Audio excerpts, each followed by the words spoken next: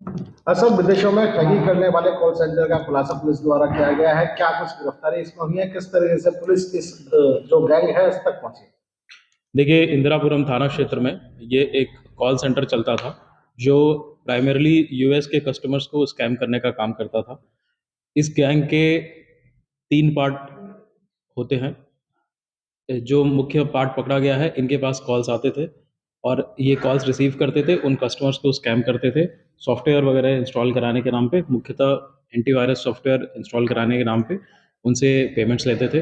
पहला जो गैंग का जो एक पार्ट होता है, वो इनको कॉल्स अरेंज करा के देता था कि इनके सिस्टम पे वो कॉल्स आती थी। ये कॉल्स रिसीव करके कस्टमर्स को कन्विंस करके उनको स्कैम करके पेमेंट कराते थे। और तीसरा जो एक पार्ट होता है, वो ऐसे payment system payment transfer accounts को हैंडल करता था, जो कि वेनमो, ज़ेल इत्यादि जैसे पेमेंट मोड्स होते हैं, जिसमें कि ट्रेस करना थोड़ा मुश्किल होता है। ये मुख्यतः विजय तलवार करके इसमें जो आरोपी हैं, वो इस गिरोह के सरगना हैं। इसके अलावा 13 अन्य लोगों की गिरफ्तारी की गई है, जो उस कॉल सेंटर पे ये इस स्कैम का कार्य करते थे। सर, ये गैंग जो सरगना पकड़ा गया है, ये कितने समय से काम कर रहा था? कुछ ऐसा बताया कि इसने कितने लोगों को चीट कर दिया और कितने अमाउंट को लोगों से ये चीट कर चुका? देखिए, अभी जो प्रारंभिक पूछताछ में आया है, ये करीब 2 वर्ष से इस तरह का कार्य करते थे। हालांकि इंदिरापुरम में ना करके अन्य जगहों पे करते थे। दिल्ली, नोएडा इत्यादि जगहों पे इन्होंने बताया कि पहले से इनके कॉल सेंटर थे। प्रतिदिन इनके पास 150 से 200 लोगों के पास के कॉल आते थे, यूएस कस्टमर्स के। और अब तक के करीब इन्होंने 10 से 12 करोड़ रुपए की इस तरह से ठगी कर ली होगी।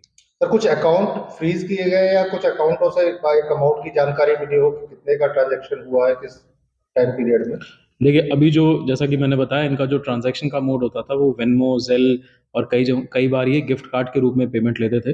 तो अब जो इन्वेस्टिगेशन की जा रही है, अब इन्वेस्टिगेशन का अगला पोर्शन यही है कि इन अकाउंट्स के बारे में जानकारी की जाए। कुछ ट्रांजैक्शन हमें बिटकॉइन के रूप में भी मिले हैं, तो उन बिटकॉइन्स के जो करस्पॉन्डिंग ओनर्स हैं, उसके करस्पॉन्डिंग भी इन्वेस्टिगेशन में सारी तथ्यों की जानकारी की जाएगी। सर, स्टाफ किस तरीके से हायर करते थे? दूसरा ये है कि बताया जा रहा है कि स्टाफ को भी जो ठगी की रकम होती थी उसमें शेयर दिया जाता था।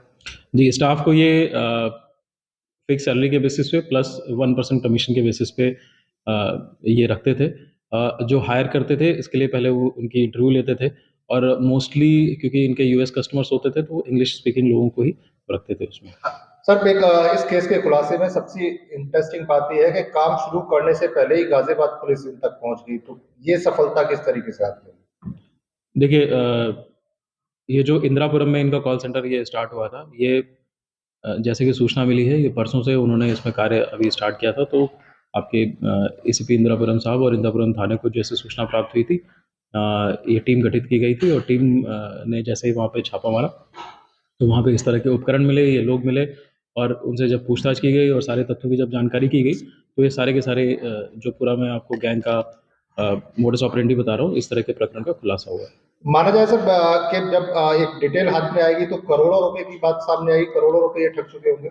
बिल्कुल, जैसा कि मैंने बताया कि ये जो तीनों पोर्शन हैं इस गैंग के, तो इसमें जो इनके कॉल्स को अरेंज करते थे वो, और उसके अलावा जो पेमेंट को हैंडल करते थे, उनकी भी पूरी इन्वेस्टिगेशन में सभी तथ्यों की जानकारी की जाएगी।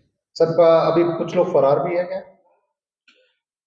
जो हमें मौके से मिले थे, उन सभी लोगों की गिरफ्तारी की जा चुकी है, लेकिन जैसा कि इन्वेस्टिगेशन में अभी बहुत सारे लोगों का अनावरण होना शेष रहेगा। अच्छा, पकड़े गए जो युवक हैं उनकी एजुकेशन, हायर एजुकेशन क्या है? और दूसरा सर, ये फ्लुएंट इंग्लिश में बात करते हैं, ये बात जानकारी सर मिल रही है। देखिए, इसमें से लगभग सभी युवक जो हैं, वो 12वीं पास हैं। यद्यपि क्योंकि इनको यूएस कस्टमर से बात करना होता है, तो इन सभी को इंग्लिश में सभी की इंग्लिश में फ्लुएंसी है।